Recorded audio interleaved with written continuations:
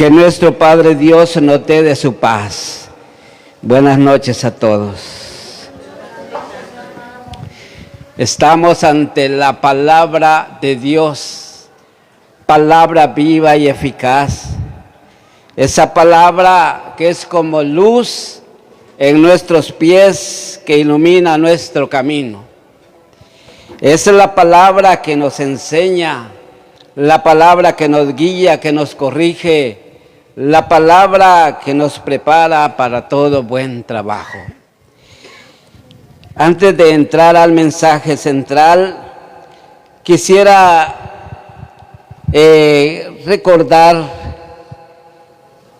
algunos puntos muy importantes que como personas Dios las ha designado y para estar atentos a ello. Hemos escuchado muchas veces de las postrimerías del hombre, ¿va? ¿Sí? Nos enseña nuestra Madre Iglesia. Postrimería, esas verdades, ese evento que guarda el ser humano al final de su vida en esta tierra y en el fin de los tiempos.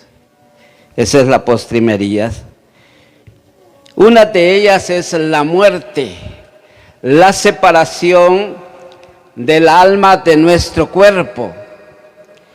Esa es una postrimería de la que más conocemos, que vemos y palpamos, cuando nuestro cuerpo deja pues ya de vivir en esta tierra, se priva y hay la separación del alma y el cuerpo. La otra postrimería es el juicio particular. Es el momento en que el alma comparece ante Dios para rendir cuenta de sus obras. El juicio particular. La otra postrimería es el cielo, o sea, la gloria de la que anhelamos, de la que deseamos y por eso trabajamos por nuestra salvación. Es la plenitud y el gozo de la vida eterna en la presencia divina. Y la otra postrimería, de la cual pues no lo deseamos ni queremos nunca, y por eso les decía, trabajamos por nuestra salvación, y esa otra postrimería se llama infierno, que es el estado de condenación y separación eterna de Dios para quienes rechazan ese amor de Dios. También nuestra Madre Iglesia, según la teología de nuestra Iglesia católica y lo que nos enseña, nos explica el catecismo de la comunión con los santos, ahí por sus numerales 954 al 956, encontramos que todos los que somos de Cristo, que tenemos su espíritu, formamos una sola iglesia y están unidos entre sí en Él, o sea, en Dios. Se nos enseña de 3 etapas como iglesia. Una de ellas es la iglesia militante, o sea, la iglesia peregrina. La otra etapa es la iglesia purgante o penitente. Y la otra es la iglesia triunfante. La iglesia militante o peregrina es la que camina en batalla espiritual, no contra personas, sino que de manera espiritual es una batalla de vencer las tentaciones y todo lo pecaminoso que nos aparta de la gracia de Dios. Y para así cumplir la voluntad de Dios y alcanzar la vida eterna. Somos todos nosotros que nos movemos en esta tierra y que nos estamos preparando precisamente para el día de ese encuentro con el Señor. La iglesia purgante o penitente es el estado de purificación temporal para quienes mueren en gracia de Dios. De los que mueren en gracia de Dios, pero aún necesitan limpiarse de sus culpas antes de entrar al cielo. O sea que se trata de un pecado que no es de muerte, como nos enseña en la Sagrada Escritura, y por tanto así lo dice en Apocalipsis, que al cielo no entra nada manchado. Por eso es nuestra perseverancia de ir cada día mejorando nuestra vida en la gracia de Dios. Si nos preguntamos ahorita, si nos morimos en este instante, ¿vamos directo al cielo o no? ¿Por qué? Porque somos pecadores. Seguramente hay muchos y hay personajes en la Sagrada Escritura que encontramos que han sido llevados directamente al cielo. Decía un sacerdote en su homilía en cierta vez que aún 5 minutos después de muerto somos pecadores. Decía yo, ¿cómo si ya morimos? Pero dice que todavía hay algo que está por ahí en lo subconsciente y algo por ahí tal vez renegando porque me estoy muriendo y en fin, algo por ahí. En fin, pues somos pecadores, pero luego viene la otra parte como iglesia triunfante. ¿Quién es la iglesia triunfante? Son todos los santos que ya están en el cielo, que han alcanzado la victoria final y gozan de la presencia de Dios. Esa es nuestra meta, ¿verdad? Lograr, pues, si en las postrimerías no se menciona, aunque teológicamente la Iglesia Católica lo agrega, pero ya está claro que si llegamos al purgatorio, ya tenemos ese paso ganado. Decía una monjita, que en paz descanse, María Cleofé, que se llama, decía: hermanos, luchemos en este caminar cristiano para que cuando yo me muera, aunque sea de la cinta de su zapato, yo me agarre y logre llegar al purgatorio. Animándonos por allí, ¿verdad? Qué lindo.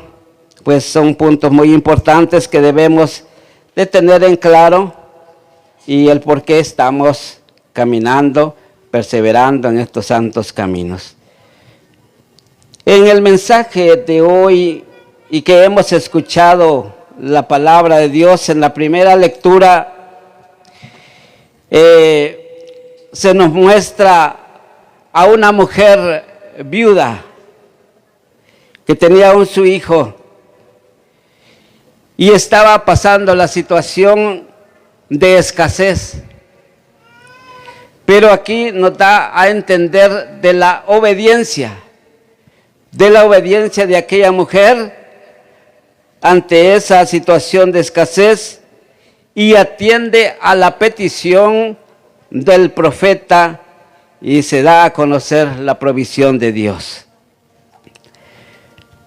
Nos sale al encuentro el salmista David, que nos exhorta ante lo difícil de tener esperanzas, porque hay circunstancias que se dan cuando se está pasando por momentos de dificultad que causan angustia. Nos ayuda a encontrar la fuerza de Dios y así lidiar con la angustia, la injusticia y otras penurias. Lo que Jesús nos enseña cuando dice Él: mi paz les doy, no como la que da el mundo, y que no haya en ustedes angustia ni miedo.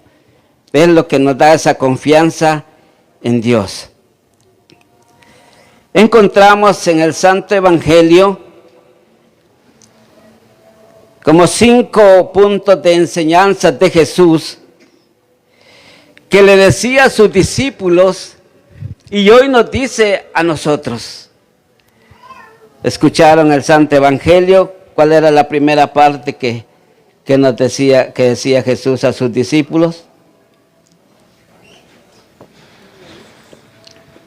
Ustedes son la sal de la tierra. ¿Quién conoce la sal? ¿Para qué sirve? No hay ningún hogar, seguramente, que digan que no hay sal. Tan importante, antiguamente ya era utilizado este mineral porque no habían como hoy los aparatos de refrigerar, ¿verdad? O el hielo, sino que se utilizaba la sal para conservar y a los alimentos, para preservarlos, utilizaban la sal para que no se descompusieran, para que no se hicieran putrefactos. Por ese medio se guardaban los alimentos en buen estado. Ahora, ¿qué nos querrá decir Jesús con esta enseñanza de la sal? Si somos sal de la tierra,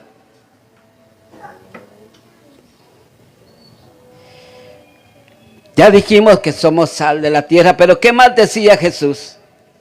Si la sal pierde su sabor, se vuelve insípida, ya no le va a dar sabor al otro, a su compañero, al que está ahí en casa.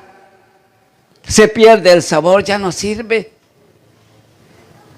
Y muchas veces encontramos estas situaciones y muchos, como lo decía el Papa León XIV hace poco en febrero, hablando de este tema, a veces nos sentimos los fracasados, los que ya no servimos. Hay decepciones en la vida, cuando uno dice, ya no le siento sabor a la vida, ya no le siento el sentido a la vida, ¿para qué vivir? Y se abandona en las situaciones que lo hunden sin el sabor de la vida y hasta llegan al extremo en las decepciones de decir mejor me quito la vida. Pasan esas cosas porque se pierde ese sabor. Pero también la otra parte nos decía, ustedes son la luz del mundo, la luz del mundo, esa luz tan importante. ¿Se podrá vivir en lo oscuro, trabajar en lo oscuro? Si ahorita se fuera todo este alumbrado y como está opaco, no hay luna, creo que esté brillando, ¿qué pasaría con nosotros ahí cuando vamos para la casa? Tropezamos, nos caemos, nos topamos unos a otros, hasta perdemos la puerta de la casa. Importante la luz. La pregunta es, ¿de dónde hemos recibido esa luz? ¿Quién nos ha dado esa luz? En el Evangelio, según San Juan, capítulo 8, versículo 12, dijo Jesús les habló de nuevo diciendo: yo soy la luz del mundo. El que me sigue no caminará en tinieblas, sino que tendrá luz y vida. Palabra del Señor. Yo soy la luz del mundo, dijo Jesús, y hoy escuchamos que nos dijo: ustedes son la luz del mundo. Recibimos esa luz de Dios para hacer luz para el mundo. Lo gran importante que dice Jesús: el que me sigue no caminará en tinieblas. Entonces es importante seguir ¿a quién? Seguir a la luz que es Jesús. Y si lo seguimos no vamos a caminar en tinieblas. ¿Y cuál es la tiniebla? El pecado. Apartado de Dios, sin la luz de Dios. Y por tanto nos dice: sino que tendrá luz y vida. Importante, luz y vida. Nos garantiza la vida. Porque si tenemos luz, como ya lo dijeron, caminamos en confianza, no nos vamos a caer. Tenemos seguro la vida, porque vamos a tener luz para nuestros pasos y por tanto no vamos a dañar. Porque en la oscuridad, en la tiniebla sin luz, por eso hay mucho daño. Se lastima uno al otro cuando no hay luz. ¿Sí? Se desconoce. A veces entre la misma familia se desconoce y se termina peleando. Se desconoce que sea mi hijo o mi esposa, alguien más, porque la luz no está. Entonces Jesús nos garantiza la vida. Dice: no se puede ocultar una ciudad construida en monte alto. Yo me preguntaba, ¿y esto? Las ciudades construidas en lo alto no se pueden ocultar, ya está construido. Ahí hay muchos que están habitando en esa ciudad. Y ese es un pueblo de Dios, en los cuales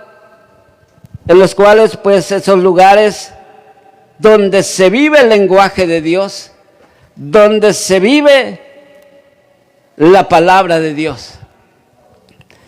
A veces nos toca salir a lugares fuera del pueblo y a una visita a una cierta persona, pero en cuanto escuchan que alguien anda por allí, cuando vemos a aquella gente: yo quiero estar allí, yo quiero estar en esa reunión, yo quiero participar. Sale aquella gente de ese pueblecito, de esa aldea o esa comunidad o ese sector. Entonces no se puede esconder una ciudad. Tendrá que manifestarse a Dios en toda nuestra vida. Luego pues se nos dice: cuando se enciende una vela, no se esconde debajo de una olla. ¿No le ha pasado a usted alguna vez así? Prender su vela y ponerle una olla encima. Quiere decir que ya perdimos el... ¿Para qué sentido tiene que encienda una vela y le ponga una olla encima? Entonces, ¿para qué la estoy encendiendo? ¿Sí? Pues hay que tener la luz para que, dice, alumbre a los de la casa, principalmente, donde nos podamos ver unos a otros, porque hay luz. Yo pregunto, y para reflexionar. Aquí todos somos bautizados, hermanos. Todos. Confirmados y reconfirmados. Casados y recasados.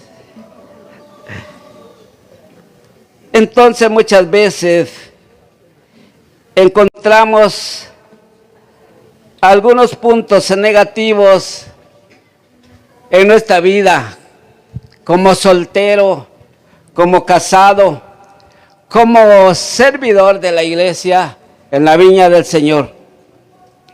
Los desánimos, algo que está opacando, que se pierde el entusiasmo o la alegría de ser parte de la viña del Señor. ¿Cuántas veces encontramos situaciones difíciles en los jóvenes, decepcionados, huyendo, escondiéndose, refugiándose detrás de los vicios? ¿Cuántas veces encontramos a hogares que se están yendo para abajo? Platicaba un día con una persona y me contaba sus situaciones y decía esta persona: ya mi matrimonio, como dice aquel dicho, parece demonio, ¿sí? Parece un infierno. Y así parece muchas veces cuando se piensa ya en el divorcio, las separaciones. ¿Qué es lo que pasa ahí? La luz no está, se ha tapado. Entonces el momento de pensar un momento, ¿qué cosas están opacando mi vida? Revisar si esa luz está visible o no. ¿Qué cosa le he puesto para que ya deje de iluminar y perdemos el camino? Nos invita pues la palabra de Dios a mantener la luz encendida, pero en un candelero, decía ahí, donde todos puedan estar en la claridad. Y luego nos dice también, como un imperativo, que la luz brille en ustedes. Que la luz brille en ustedes. El deseo de Dios. Que la luz brille en cada uno. En cada uno. Así como iglesia militante, que nos movemos, pero que haya luz. Y esa luz que hay, pues también nos decía que de esa manera,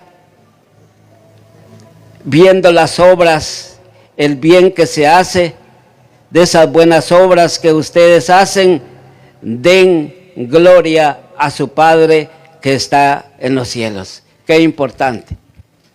Por amor a Dios, que merece toda honra y toda gloria, hacemos lo posible. No es fácil caminar cristianamente. No es fácil,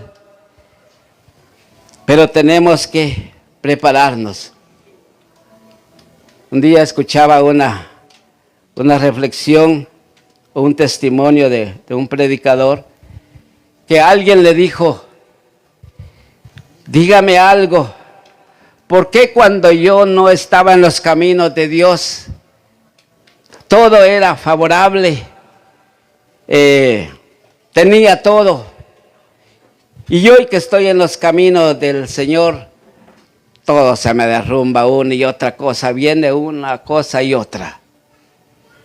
Y le dice esta persona, muy fácil de entenderlo: cuando se anda en el mundo, en la libertad o libertinajes, claro, el enemigo no le va a hacer más daño más que lo va a favorecer en eso. Pero ahora, como ya no le perteneces, ahora es cuando te va a fastidiar, queriéndote sacar de ahí de esa gracia que tienes para hacerte lo peor. Entonces tenemos que trabajar nuestra salvación. Para terminarles con un pensamiento, hay un refrán, no, un proverbio africano. Hace poco se los decía ya todo el proverbio ya con unos hermanos en una prédica. Pero decía, cuando la muerte te encuentre, que te encuentre vivo. Y decía yo, ¿qué lógica tiene esto? Que la muerte me encuentre vivo. Que te encuentre con el alma en movimiento. Que esté en movimiento tu alma. Tu corazón esté en calma. Y tus ojos brillen. Brillen. Cuando llegue el momento que llega a visitarnos la muerte, ¿va? ¿Cómo tiene que estar el alma? En movimiento, no dormida o muerta, no, que se mueva en la vida de Dios. ¿Cómo tiene que estar nuestro corazón? En calma, en calma, porque si hay resentimientos, hay odios, todo aquello, ¿cómo va a estar un corazón tranquilo? Va a estar remordido, pero quiere que esté en calma. ¿Cómo tienen que estar los ojos? Que brillen. ¿Con la luz de qué va a brillar? La luz de Jesús. Y ahí pues estamos tranquilos, que venga la muerte, porque va a llegar. No sabemos ni el momento, ni nos va a preguntar, ¿ya cumpliste, ya hiciste lo que soñabas? No nos pregunta. Ahorita venga y bonos. ¿Sí? Entonces, listos, hermanos, listos. Que este mensaje lo conservemos en esta vida, en nuestro caminar. Ánimo, ánimo a todos. Levantémonos de donde estamos y digamos que la luz brille en mí. Que yo sea sal de la tierra. Que no pierda el sabor y ser luz para los demás, para el mundo.